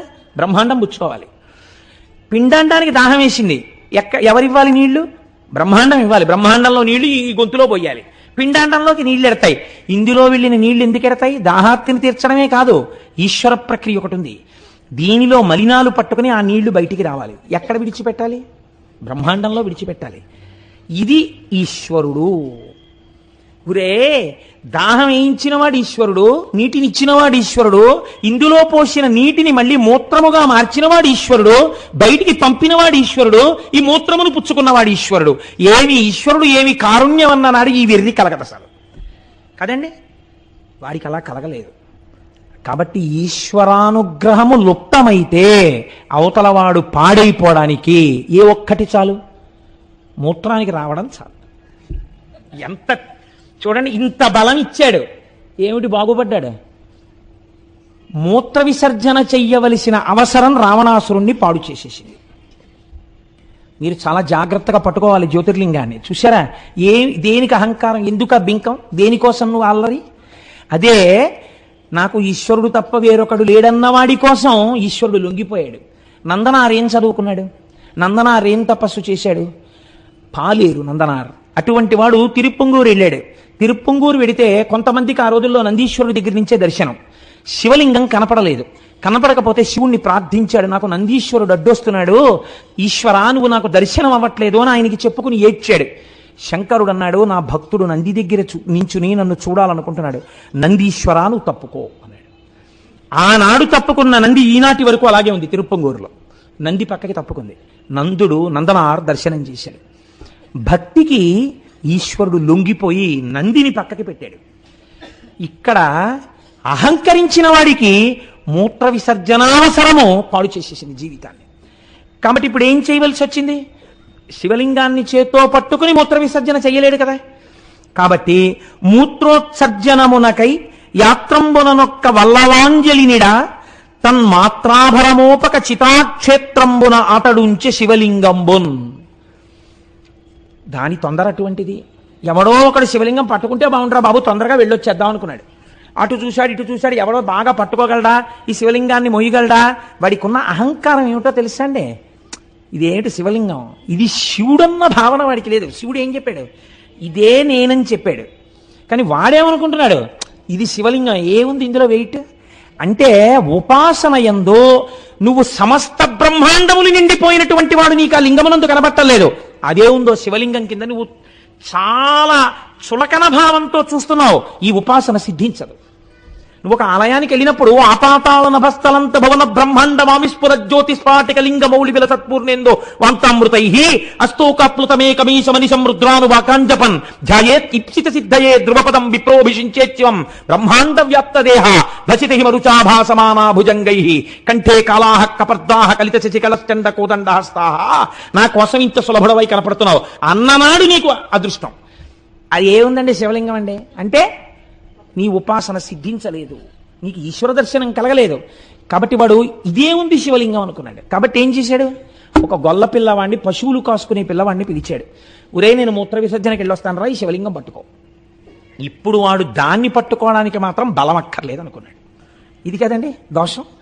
సుఖాలు అనుభవించడానికి బలం ఉండాలి, భోగాలు అనుభవించడానికి బలం ఉండాలి, శివలింగాన్ని పట్టుకోవడానికి బలం అక్కర్లేదు. ఇది రావణ సిద్ధాంతం. చాలామంది మనం అటువంటి జీవితంలోనే ఉంటాం. ఏంటండి పెద్ద ఊరికే భగవంతుడు, చిత్తశుద్ధి ఉంటే చాలదేంటండి? నిజంగా నీకు చిత్తశుద్ధి ఉంటే గుడికి వెళ్తాం. గుడికి వెళ్ళడం మానేయడానికి నువ్వు చిత్తశుద్ధితో ఉండక్కర్లేదు. చిత్తశుద్ధితో ఉంటే ఎప్పుడు గుడికి వెళ్దామా అనిపించి గుడిలో వెళ్తావు. నువ్వు వెళ్ళకపోవడం చిత్తశుద్ధి లేకపోవడానికి నిదర్శనం. ఇది రావణవాదనలు. కాబట్టి ఇప్పుడు ఏం చేశాడు? ఆ పిల్లాడి చేతిలో పెట్టి మూత్ర విసర్జనకి వెళ్ళాడు. అది శివుడు. కాబట్టి ఇప్పుడు ఏమైంది? అది ఎప్పుడు ఎలా రావణాసురుడికి బుద్ధి చెప్పాలా అని చూస్తోంది. ఉపాసనలో దోషం చాలా బరువు అయిపోయింది. వాడు మొయ్యిలేపోయాడు, కింద పెట్టేశాడు. ఆయన ముందే చెప్పాడు, ఒరే తెలివితో నీ పురి చేర్చు, ఇది ఎక్కడన్నా పెట్టావో ఎక్కడ పెట్టావో అక్కడ ఉంటానన్నాడు. ఇప్పుడు చితాక్షేత్రమునందు ఆయన పెట్టేశాడు, చితాభూమి ఎందు పెట్టేస్తే వీడు పరుగు పరుగున వచ్చాడు. వచ్చిన వాడి యొక్క వెర్రి చూడండి. వాడు వెంటనే, ఈశ్వర తెలివితో తీసుకెళ్ళమన్నావు, కానీ ఆ తెలివి నా యందు నిలబడకపోవడానికి కూడా కారణం నువ్వే, కాబట్టి ఇప్పుడు నా బుద్ధి మార్చని ప్రార్థన చేయలేదు, ఇదంతా నేను ఎత్తుకుపోతానన్నాడు అని ఓహో కదిపాడు దాన్ని. అది కదులుతుందా? అది కదలలేదు. అది కదలనప్పుడైనా వాడి బలం మీద వాడికి అనుమానం రావాలి. ఈశ్వరుడు ఒక అవకాశం ఇచ్చాడు. అత్యంత బలంబు నిమ్ము అన్నాడు కదా, ఇచ్చాడు కదా. అది శివుణ్ణి కదపలేకపోతోంది ఆ బలం. శివుణ్ణి, భగవంతుణ్ణి కదపలేని ఈ దేహబలం ఎప్పుడో అప్పుడు పాడవడానికి పనికొస్తుంది, ఈ అవమానానికి పనికొచ్చింది తప్ప రావణుడు శివలింగాన్ని లంకకి తీసుకెళ్లలేకపోయాడు అనడానికి ఈ బలం పనికొస్తోంది. కాబట్టి ఎందుకు ఈ బలం, నాకు ఈశ్వరుడు కావాలి అని వాడు అనలేదు. ఒక అవకాశాన్ని ఈశ్వరుడు ఇచ్చాడా ఇవ్వలేదా? ఇచ్చాడు, వాడు వివేచన చేసుకోలేదంతే. కాబట్టి ఇప్పుడు ప్రమాదకరమైన బలముగా మారుతోంది అది. శివుడు కదలకపోతే వాడన్నాడు పోన్లే అన్నాడు. అంటే ఏమిటి వాడి ఉద్దేశం? శివుడు లంకకి రాకపోయినా వాడికి ఏం బాధలేదు, ఏదో లింగం తెచ్చానా లేదా, ఇక్కడే పూజ చేసి వెళ్ళిపోతాను, పుష్ప విమానం మీద తిరుగుతూ ఉంటాను కదా, ఏమిటి పెద్ద నేనంతా ఈ రాజ్యాలన్నీ నేను కొల్లగొట్టినవి, ఇదంతా నాదే ఈ రాజ్యం, ఏముంది కావాలంటే వీళ్ళని కూడా చంపేస్తాను, ఇది కూడా నా దాంట్లో కలిపేసుకుంటాను, పుష్పక విమానం ఎక్కి ఓసారి ఇల్లు అంటాను, చితాభూమికి వస్తాను, ఇక్కడ పూజ చేసి వెళ్ళిపోతాను, పెద్ద పట్టుకెళ్ళకపోతే ఏమిటనుకున్నాడు. కానీ వాడు వదులుకోవడానికి ఇష్టపడింది మాత్రం ఏమిటి? శరీర బలం. ఎందుకని? భోగం కావాలి. ఇలా ఉండొచ్చా ఉపాసన? మీరు రావణుణ్ణే అనుకోకండి, మీరు మీ ఉపాసనని చెక్ చేయండి. అది జ్యోతిర్లింగం అంటే, ఇక్కడ ప్రకాశించాలి. అది మీ ఉపాసన దిద్దుబాటు జరగాలి. కాబట్టి ఇప్పుడు ఏం చేశాడు? లంకకి వెళ్ళిపోయి వాడు చాలా సంతోషంగా ఉన్నాడు. అది విచిత్రం. లోకమంతా అంటోంది ఇది రావణుడు తెచ్చిన శివలింగం, మహానుభావుడు పరమశివుడే వచ్చాడు లింగస్వరూపంలో, వాడు పట్టుకెళ్ళలేకపోయాడు, అదృష్టం ఇక్కడ పెట్టేశాడు, మనం పూజ చేసుకుందాం రండి అని దేవతలందరూ వెళ్ళారు. వెళ్ళి వాళ్ళందరూ శివుడికి పూజ చేశారు. మా అదృష్టమయ్యా స్వామి, మా ప్రయత్నం లేకుండా నువ్వు మాకు దొరికావు, మేము నిన్ను పూజ చేసుకుంటామని వాళ్ళు ఎక్కడా ఉన్న వాళ్ళు వచ్చి ఇక్కడ పూజలు చేసుకుని వెళ్ళారు. వాళ్ళు ఏం కోరికలు కోరలేదు. వాళ్ళు భవరోగం పోవడానికి శంకరుణ్ణి పట్టుకున్న వాళ్ళు, జ్ఞానం కోసం. వీడు లంకకి వెళ్ళాడు, వీడికి ఒంట్లో బాగా బలం ఉంది. ఇప్పుడు వీళ్ళు పూజ చేసి కూర్చుని అనుకున్నారు, ఊరే వీడు చాలా బలం తెచ్చాడు, బలంతో ఉన్నాడు కదా, వీడు ఇవ్వాలంటే ఊరుకున్నాడు, కానీ రేపు పొద్దున బయలుదేరి వచ్చేస్తాడు అమరావతి మీదకి, వీడి బలం వల్ల చాలా ప్రమాదం వచ్చేస్తుంది కదా, ఎలా వీడికి బుద్ధి చెప్పాలి, ఎలా వీడి బలం వల్ల వీడు చాలా కాలం ఇబ్బంది పెట్టకుండా ఆ బలమే వీడి ప్రమాదాన్ని కూడా తెచ్చేయాలి, ఎలా తీసుకొద్దామని ఆలోచించారు. మహానుభావుడు, గురువు, చమత్కారి, ఎవడి యొక్క అహంకారాన్ని వాడి చేతితోనే పొడవగలిగిన వాడు నారదుడు ఉన్నాడుగా, ఆయన్ని పిలిచి, వాడికి బలం ఉంది కానీ తెలివి లేదని తెలిసిపోతోందిగా, కాబట్టి నారదా మీరు వెళ్ళి వాడు సంపాదించిన బలం వాడు పాలనడానికే పనికొచ్చేట్టు చెయ్యండి. చూశారా, ఉపాసన సరి అయింది కాకపోతే మీరు తెచ్చుకున్న విభూతులు మీకు ప్రమాదం తేవడానికి పనికొస్తాయి. తాను తవ్వుకున్న నూతులో తన బిడ్డడే పడిపోయినట్టు. కాబట్టి ఇప్పుడు ఏమైంది అంటే, వెళ్ళి లంకాపట్టణంలో కూర్చున్నాడు. నారదుడు వెళ్ళాడు. వెళ్ళి ఏమిటో కైలాసానికి వెళ్ళావుట, చాలా తపస్సు చేసావుట, శంకరుడు ప్రత్యక్షం అయ్యాట, వాళ్ళు వీళ్ళు చెప్పడమే, నీ దగ్గరే విందామని వచ్చాను, ఏం చేశావు ఏమిటి ఏరి చెప్పన్నాడు. వీడికి పొంగు అహంకారం ఒకటి ఉందిగా, ఏం చేశానంటారేమిటి, తలకాయలు కోశవతలు పారేశాను, 10వ తలకాయకి వస్తుంటే ఎవడి కోసం వస్తాడు? శివుడు వచ్చాడు, ఏం కావాలన్నాడు, విపరీతమైన బలం ఇమ్మన్నాను, చూసారా బయలుదేరతాను ఇంకా, ఇంకోటి శివుణ్ణి వచ్చేయమన్నాను, ఓ లింగం ఇచ్చాడు, కానీ ఏదో ఆ పిల్లాడికి ఇచ్చిన వాడు పెట్టేశాడు కింద, లేకపోతే తెచ్చేద్దు నేనైతే, వాడు తన తప్పు ఒప్పుకోడు, వాడికి తెలివి ఉంటే కదా, అయితే అక్కడికి వెళ్ళి పూజ చేసి వచ్చేస్తున్నాను, ఏదైతే నేను తలుచుకుంటే ఎవరిని గెలవలేను అన్నాడు. అంటే ఆయన అన్నాడు, కాబట్టి నీకేమర్థమైంది, శివలింగం ఇచ్చినట్టే ఇచ్చి నీకు కాకుండా చేసినవాడు కూడా శివుడే ఉండి ఉండవచ్చు కదా అన్నాడు నారదుడు. వాడికి ఏదో అనుమానం వచ్చింది, అలా ఎందుకు చేస్తాడు అన్నాడు. మరి అయితే ఇంత శివలింగం ఇచ్చినవాడు, ఇంత బలం ఇచ్చినవాడు లంకకెళ్ళేంత వరకు ఇది రాకుండా చేయలేడా అన్నాడు. వాడికి అనుమానం వచ్చింది. ఇప్పుడు ఈ అనుమానం వాడికి వచ్చాక అన్నాడు, ఒక్కసారి ఆలోచించు, ఇంత బలం ఇచ్చాడని నువ్వు నమ్ముతున్నావు, ఒక దాంట్లో అనుమానం ప్రారంభమైంది, ఇప్పుడు నమ్ముతాడు బాగా.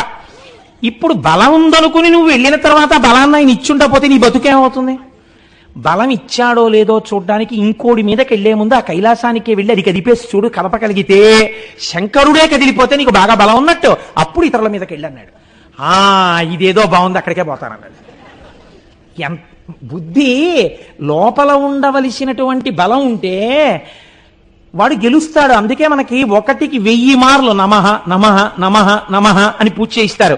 నాది కాదు, నాది కాదు, నాది కాదు, నాది కాదు అని అహంకారాన్ని విరగ్గొడతారు. అహంకారం పెరిగిపోతే ప్రమాదానికి వెళ్ళిపోతుంది. కాబట్టి ఇప్పుడు ఈయన ఏం చేశాడు? పుష్పక విమానం ఎక్కి కైలాస పర్వతం దగ్గరికి వెళ్ళాడు. రామాయణం ఉత్తరాఖండలో అయితే కుబేరుడి దగ్గర నుంచి వస్తున్నప్పుడు అనుంది. వెళ్ళి ఆ కైలాస పర్వతం దగ్గరికి వెళ్ళి కైలాస పర్వతాన్ని కదిపేస్తే శంకరుడంతటి వాడు భయపడి, అదేంట్రా అబ్బాయి అలా కదిపేస్తున్నావు, ఒరే నాన్న అలా కదపకరా, నీకు బలం ఎక్కువ, నువ్వు కదిపేస్తావు, నేను ఇచ్చిన బలమే కదా అని బతిమాలుకుంటే తనకి బాగా బలం ఉన్నప్పుడు, అప్పుడు తనకి భయపడిపోయాడు కాబట్టి మళ్ళీ శివుణ్ణన్నా తెచ్చేయచ్చు, లేదా తనని ఎవరిని కొట్టాలనుకుంటున్నాడో వాళ్ళ దగ్గరికి వెళ్ళిపోవచ్చు. కాబట్టి ఇప్పుడు ఏం చేశాడు? కైలాసం దగ్గరికి వెళ్ళాడు. వెళ్ళి ఆ కైలాస పర్వతాన్ని కదపడం మొదలెట్టాడు. కదిపితే పైన కూర్చున్న పార్వతీ పరమేశ్వరుల యొక్క సింహాసనం కదులుతోంది. ఇప్పుడు మీ ఇంట్లో మీరు పూజ చేసుకుందాం అనుకున్నారనుకోండి, పూజ చేసుకుంటే తప్పు లేదు, ఆ సింహాసనాన్ని అటు ఇటు లాగేస్తే అప్పుడు మీరు ఈశ్వర దర్శనం ఏం చేసినట్టండి? ఇంక అందులో నే తెచ్చుకున్న విగ్రహాలేనండి, నే కొనుక్కున్న సింహాసనమేనండి లాగేస్తుంటే ఇంకా మీకు భక్తి ఉన్నట్టు. కాబట్టి వీడు కదుపుతున్నాడు. కదుపుతుంటే అమ్మవారు శక్తి స్వరూపిణి కదా, ఆ తల్లి తొందరగా శంకరుడికి ఏమిటంటే కోపం రాదు. అంత కోపం వచ్చేవాడైతే చీనోర్మోయి నీకేమిటో నేను రావడం ఏమిటా అని అడగాలి ఆయన. కాబట్టి ఇప్పుడు ఈయనకి కొంచెం కోపం వస్తే తప్ప దేవతల కార్యం నెరవేరదు. ఆయన అలా మౌనంగా ఉంటాడు, చక్కగా అలా ఉంటాడేమో అని ఆవిడ చమత్కారమైన మాట మాట్లాడింది. ఎందుకని? వేదం చెప్పింది ఈ రహస్యాన్ని, శివా విశ్వస్య భేషజీ. ఆ అమ్మ లోకమునకు అనారోగ్యం వస్తే ఓషధి బతికిస్తుంది. ఇప్పుడు లోకాన్ని బతికించాలి, లోకకంటకుణ్ణి చంపాలి, వాడి చావడానికి కారణం రావాలి. కాబట్టి ఇప్పుడు ఆవిడ ఆ కారణం శివముఖత రావాలి. శివముఖత వచ్చేటట్టు ఆవిడ మాట్లాడింది శివుణ్ణి. శివుణ్ణి రుద్రుణ్ణి చేస్తుంది, రుద్రుణ్ణి శివుణ్ణి చేస్తుంది ఆవిడ. కాబట్టి ఇప్పుడు ఆవిడ శివుణ్ణి ఏం చేస్తోంది? రుద్రుణ్ణి చేస్తోంది లోకక్షేమం కోసం. ఇప్పుడు ఆవిడ ఎంత చమత్కారంగా మాట్లాడిందో చూడండి. మేలుగు శిష్యుడు, అబ్బబ్బబ్బా ఎంత గొప్ప శిష్యుని సంపాదించుకున్నారండి. ఎవరు కదుపుతున్నారో తెలుసా? మీరు వరాలు ఇచ్చారే ఆయనే. అప్పుడు ఆయనకి ఎలా ఉంటుంది? ముందు ఎవరన్నా ఈ బాధ ఉండదండోయ్. భార్య, అబ్బో ఎంతంత గొప్ప గొప్ప వాళ్ళని చేరదీశారో లేండి, మీకు అశాంతిని కల్పించేవాడే గాని ఒక్కడు మీ మనశ్శాంతి గురించి ప్రయత్నించేవాడు ఉండడు. ఎందుకు వచ్చిన అల్లరి మీకు అంది అనుకోండి, అంతే, నువ్వు నోర్మయ్యు, నువ్వు అలా తినేకున్నాను అని చెలరేకపోతాడు ఇతలైన కదండి. అలా ఆయన శివుణ్ణి రుద్రుణ్ణి చేసేస్తోంది. అందుకని మొట్టమొదట ఏ పొడెం వేయాలో అది వేసేసింది ఆవిడ. మేలగు శిష్యుడెంతయును మెచ్చుదనర్చడు రావణాసురుండేలిక మీదనే కినిసి. ఏమండోయ్, ఎవరో తెలుసా? మీ గొప్ప శిష్యుడు రావణాసురుడు. వరాలు ఇచ్చారుగా 2, పైగా 1 కూడా కాదు, 2 ఎందుకు ఇస్తాను, 1 అనలేదుగా, 2 ఇచ్చారు. ఎవడిచ్చాడో వాడి మీద కోపం వచ్చింది వాడికి. ఏలిక మీదనే కినిసి ఎట్టెరదారసిలన్ భళీ భళీ చాలక సంతసంబోధవే. వాడు చూడండి ఎంత గొప్పగా వచ్చేసాడో, వచ్చేసి వాడు కైలాసానికి గడిపేస్తున్నాడు కింద. మీరు నేను ఊగుతున్నాం వాడి బలానికి. ఇప్పుడు సాత్విక శిష్యుని కూర్చుకున్నవాడు. ఇప్పుడు ఆవిడ దెప్పి పొడిచింది. ఆ ఉపాసనని చూసైనా మీరు ఈ కోరికలు ఇవ్వకుండా ఉండద్దు. ఇంత రజోగుణ భూయిష్టమైన వాడికి అంతంత కోరికలు ఇచ్చారు. సత్వగుణం లేని ఉపాసన. ఇక్కడ అమ్మవారు బయటపెట్టింది లోకానికి పాఠాన్ని. సాత్విక శిష్యుని కూర్చుకున్న వారి లలిజందే తత్ఫలమి కేమనువారము దేవ ఇత్తరిన్. ఇప్పుడు ఇలా కైలాసం ఊగిపోతుంటే పాపం మీరు నేను ఏం చేస్తానులేండి, మీరు మాత్రం ఏం చేయగలరు, మీరు ఇచ్చిన బలమేగా, ఊగండి, అలా మీరు ఊగండి, నేను ఊగుతుంటాను. వాడు అనుగ్రహిస్తాడు. ఎప్పుడో అనుగ్రహించి ఇంకా వాడు ఫోన్లో వదిలేశానని కింద నుంచి అరుస్తాడు. అరిచిన తర్వాత ఒకవేళ కళ్ళు తిరిగితే మీ తల్లోనే ముంచో గ్లాసు నీళ్ళు ఇస్తాను తాగుదురు కానీ ఆవిడ. ఆయనకి ఎలా ఉంటుంది? కడుపు మండిపోయింది శంకరుడికి. అంటే శివుడు రుద్రుడయ్యాడు. ఇది శివా రుద్రస్య భేషజీ, శివుణ్ణి రుద్రుణ్ణి చేసింది. ఇప్పుడు ఆవిడ రుద్రుణ్ణి చేసిన తర్వాత ఎవడు బలం ఇచ్చాడో ఆయనే ఆ బలం వల్ల వాడు పాడైపోయేటటువంటి శాపాన్ని వదిలేశాడు. ఇదంతా ఎంతలో జరిగిపోయిందండి? 6 పద్యాల్లో జరిగిపోయింది. ఎందుకు జరిగిపోయింది? 2 వరాలు వాడు పాడవడానికి వచ్చాయి. ఒక్కటి వాడిని రక్షించలా. శివలింగం తీసుకెళ్ళాడు, వాడు పూజ చేయలేడు. వాడు బలం తెచ్చుకున్నాడు, వాడికి ఉపయోగం లేదు. శంకరుడు అన్నాడు, అని సాక్షేపముగ జగజ్జనని నుడువా, ఆక్షేపిస్తూ జగజ్జనని మాట్లాడితే ఎంత గొప్ప మాట వేశారో చూడండి. ఆవిడ వెటకారానికి భర్తనన్నది కాదు, ఆవిడ జగజ్జనని. తన బిడ్డల్ని కాపాడుకోవడానికి, దుడుకు బిడ్డల్ని శిక్షింపజేయడానికి, తండ్రి చేత శిక్షింపజేయడానికి మాట్లాడుతోంది. శృతి ప్రమాణాన్ని పద్యం కింద మారుస్తున్నారు. కాబట్టి అని సాక్షేపముగ జగజ్జనని నుడువా హరుడు అని శపించే. ఇప్పుడు ఆయన శివుడు కాదు, హరుడు. దేన్ని హరిస్తాడు? వాడి గర్వం హరించేస్తాడు. ఇప్పటి వరకు ఏ బలాన్ని చూసుకుని ఎగురుతున్నాడో ఆ బలాన్ని హరించేవాడయ్యాడు ఆయన. హరుడు వాని శపించే కృతఘ్ను నీటులోరి అచిరంబున నీ మదమణుగుగాక పొమ్మిక వేగనన్ అన్నాడు. ఊరే ఎంతో కాలం పట్టదులే, నీ మదం అణిగిపోతుంది, పో ఇక్కడి నుంచి అన్నాడు. ఈ ఊపుతున్న వాడికి ఈ మాట వినపడింది. నీ మదం అణిగిపోతుందంటే ఏమిటి? నీ బలం ఎందుకో పనికి రాకుండా పోతుందనేగా. అందులో పోనీ నువ్వు ఓడిపోతావు ఒక్కసారి ఎవరి చేతిలోనో అనలేదు, నీ మదం అణిగిపోతుంది అన్నాడు. నీ మదం అణిగిపోతుందంటే ఇప్పుడు ఏమవ్వాలి? ఎవరెవరిని చూసుకుని మదిస్తున్నాడో వాళ్ళందరూ పోతారు. ఇప్పుడు శివవాక్యమనందేముంది? ఇంద్రజిత్ పోతాడు, కుంభకర్ణుడు పోతాడు, లంక పోతుంది. ఎవడు ఈశ్వరుణ్ణి పట్టుకున్నాడో వాడు ఒక్కడే మిగులుతాడు. సత్వగుణంతో ఈశ్వరుడు రాముడని 2 ఉండవుగా లోకంలో. ఉన్నది ఒక్కటే పరబ్రహ్మం, రామపరబ్రహ్మం, శివపరబ్రహ్మం, 2 ఒక్కటే. ఎవడు రాముణ్ణి పట్టుకున్నాడో వాడు బతికిపోయాడు, ఆయన తప్ప మిగిలిన వాళ్ళందరూ నశించిపోయారు. ఏమైంది నీ మదం? నీ మదానికి ఏవేవి కారణములో ఆ కారణముల వలన నీ మదం అణిగిపోతుంది, నువ్వు నశించిపోతావు. ఈ శివవాక్యాన్ని ఆధారం చేసుకునే తర్వాత శాపాలన్నీ వచ్చేసేవాడికి. వచ్చి ఆఖరికి వాడి బలం ఎందుకు పనికొచ్చిందంటే వాళ్ళందరినీ చంపుకోవడానికి పనికొచ్చింది రావణ బలం. మీరు బాగా ఆలోచించండి. రాముడు తనంత తాను ఎవరి మీద వెళ్ళి బాణాలు వేయలేదు, వీడే పంపించాడు ఒక్కొక్క బ్యాచ్ని. వీడే ముందు వెళ్ళిపోయినట్టుంటే వీడి స్వార్థం అండి. ముందు వీడు వెళ్ళిపోతే వీడే చచ్చిపోయాడు అనుకోండి, ఆ తర్వాత మిగిలిన వాడు బతికేద్దరేమో. అసలు వీడు వెళ్ళలేదు. ఏమిటి రాముడు రాజ్యభ్రష్టుడు, ఓ నారచీర కట్టుకుని పాదుకలు కూడా లేకుండా యుద్ధ భూమి నందు నించున్నవాడు, ఆయన్ని నిగ్రహించడానికి నేను వెళ్ళాలా అన్నాడు. ఇంద్రజిత్తుని పంపాడు, ఏమయ్యాడు? నిహతుడైపోయాడు. బుద్ధి వచ్చిందా? మదం అలాగే ఉంది. ఇది శివవాక్యమునందు శివ సంకల్పమస్తు ఆయన అన్నమాట అయిపోయింది. ఒక్కడు లేకుండా లంకాపట్టణం అంతా అయిపోయిన తర్వాత వాడు ఒక్కడు యుద్ధానికి వెళ్ళాడు. ఇప్పుడు ఎవడు తలకాయలు కోసుకున్నాడో వాడి తలకాయలు ఆయన కోశాడు. కోసి అలిసిపోయావు, నేడు పోయి రేపు రా యుద్ధానికి అన్నాడు. మళ్ళీ ఇచ్చాడు అవకాశం రామస్వరూపంలో. 2 ఉంటే కదండి, మీరు అలా దర్శనం చేయండి, అభేద దర్శనం చేయండి. మీరు ఒక్కసారి ఆయన హృదయం రాముడి యందు ఎలా ప్రకాశిస్తోందో. వాడు వెళ్ళాడా, 10 అడుగులు రాముడి వైపుకి వేసి రాముడి కాళ్ళ మీద పడిపోయి ఉంటే రావణుడు బతికిపోయేవాడు. ఆ మదం ఆ నాటి నుంచి ఈ నాటికి పోలా ఇన్ని దెబ్బలు తిన్నావాడికి. వాడు ఇంటికి పోయి మళ్ళీ వచ్చాడు. ఇప్పుడు నువ్వు కోసుకోక్కర్లా, నేనే కోసేస్తున్నాను అన్నాడు. ఒక్కొక్క తల చప్పున కొట్టేసి పడగొట్టేస్తే ఆఖరణ వచ్చి శివుడు ఏది చెప్పాడో అదే మండోదరి చెప్పింది. నీ ఒంటి పొగరు నిన్ను చంపింది, రాముడు నిన్ను చంపలేదు అని చెప్పింది ఆవిడ. ఎరా ఇంతటి మహాపతివ్రతని, ఇంతటి సౌందర్య రాశిని నీ దృష్టి ఎందుంది అందం, బాహ్యమునందు లేదందం. ఇది సీతమ్మ చెప్పింది. నివర్తయ మనోమర్త స్వజనే క్రియతాం మనః. నీ అనురాగము భార్య యందున్నది నిజమైతే నీ భార్య నీకు రోజుకి 1,00,000 సార్లు ముద్దొచ్చినా బెంగలేదు, అది ధార్మికమైపోయింది. వేరొక స్త్రీ యందు నీ బుద్ధి కామంతో కాని ఒక్కసారి తిరిగిందా అది నీ పతనానికి హేతు అవుతుందిరా అని చెప్పింది. వాడు విన్నాడా? వాడి మదం, నేనింత బలవంతుణ్ణి నన్నెవడేం చేస్తాడన్నాడు. ఆవిడొచ్చి ఆఖరణంది, ఏ మదం నీ ఎందు ప్రవేశించిందో అది నిన్ను చంపేసిందిరా అన్నాడు. ఆఖరికి మండోదరి తీర్పుతో రామాయణం పూర్తయిపోయింది. కాబట్టి హరుడు పలికినటువంటి శాపవచనమే వాడిని, వాడి భార్యల్ని, వాడి బిడ్డల్ని, వాడి సైన్యాన్ని, వాడి రాజ్యాన్ని నశింపచేసింది తప్ప వాడు వృద్ధిలోకి రావడానికి పనికి రాలేదు. 2 కూడా ఇది ఆనాడు చితాభూమి యందు వెలిసినటువంటి వైద్యనాథుడన్న జ్యోతిర్లింగం ఏది ఉన్నదో ఆ జ్యోతిర్లింగము ఆనాటి నుంచి ఈనాటి వరకు వెళ్ళి దర్శించి నమస్కరించిన వాళ్ళందరికీ ఒక అనుగ్రహాన్ని ఇస్తుందిట. ఇదే వైద్యనాథుడంటే.